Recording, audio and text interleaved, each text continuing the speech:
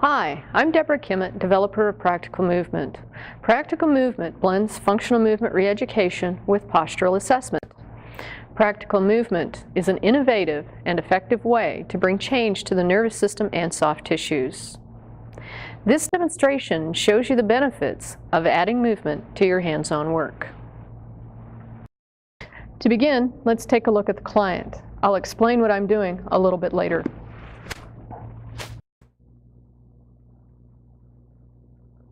I want you to lay with this side up, and let's put this side on the table. So Katie, what I'd like you to do is to bring your arm up, and we're going to put you right up straight on your side here, and then let that arm drop back as far as it feels comfortable. Don't go into pain with this, just allow where does the arm want to naturally go. So we're getting a sense of where that is, and I'd like you to remember that, okay? All right, the next thing that I'd like you to do, let's bring your arm down. We're going to just put it back. And what we're going to do is move your lower body a little bit. And how I want you to move your lower body is that we're going to keep the ankles fairly together. And then what we're going to do is slide this leg forward and back. And so we're going to take it as far comfortable forward. Let that leg slide on the other one. Just let it rest on top of it if possible. It might stick a little bit there. And then let it slide back and really let that top leg rest as much as possible. Good. So that's the start of the movement. Now, as that leg slides forward and back, what I'd like you to do is to keep this area still. So we're going to slide it forward as far as it feels comfortable without efforting and without discomfort, and sliding it back as far as it feels comfortable without efforting and without any kind of discomfort. Can you feel a little bit of jerkiness in there as you're doing it? Yeah. What I want you to do is to continue to keep doing the movement, letting it slide forward and back, and see if you can smooth out any of that jerkiness, okay? We're just going to take it forward and back a little bit.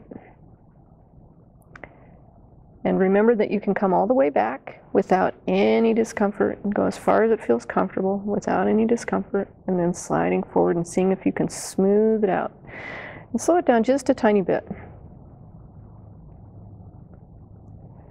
And did you feel that little sort of give in there in the tissues, how things sort of let go a little bit in that SI joint? So go ahead and come back to neutral. We're going to retest that arm again. Okay? So I'm going to hold you up on your side so we're not cheating the movement a little bit. And let's bring that arm back. And do you notice what happened with the arm this time? Yeah, so what just happened here? There's a lot we can learn from this. First, we made a change in the hip that made a change in the shoulder. And this tells us that the change was system-wide. That means something happened at the brain level. We're not just changing the muscle, we're changing how the nervous system fires into the muscle.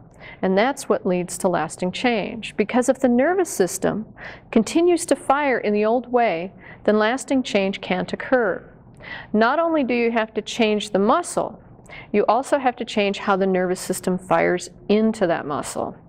Slow, conscious movement allows you to make that change. This is the foundation of somatic movement re-education. The movement also gives us a treatment strategy. If an area is so injured, so inflamed that it can't move, move a different area, but move it in a way that creates opening, where opening is desired and change is desired. This example shows how if the shoulder couldn't move, then we see if movement at the hips, specifically at the sacroiliac joint, helps create more movement in the shoulder. Conversely, if we move an area and it doesn't respond in the way that we expect it to, that's telling us that there's neurological input in the system somewhere else that may be contributing to a system-wide increase in neurological activity. That also needs to be addressed. In this case, if the hip movement hadn't changed what's happening in the shoulders, we know that this hip isn't contributing to the issues in the shoulders. The other hip might be, but this one isn't. Another benefit is how quickly it worked. This is something that you can suggest to your clients as something to do at home, or can be performed on a draped body to release the muscles in session. And this movement also gives us an understanding how postural imbalances can impede movement.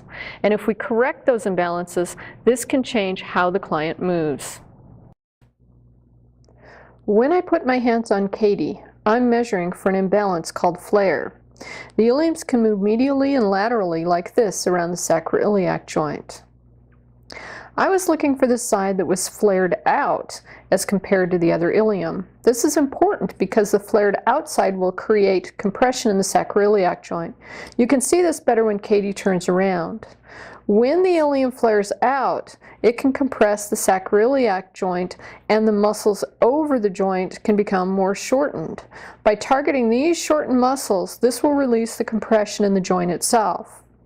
Moving everything equally will retrain the musculature, yes, but it doesn't work as well.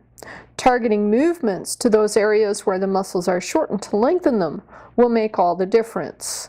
Specifically targeting the movements to postural imbalances is what makes these movements so effective.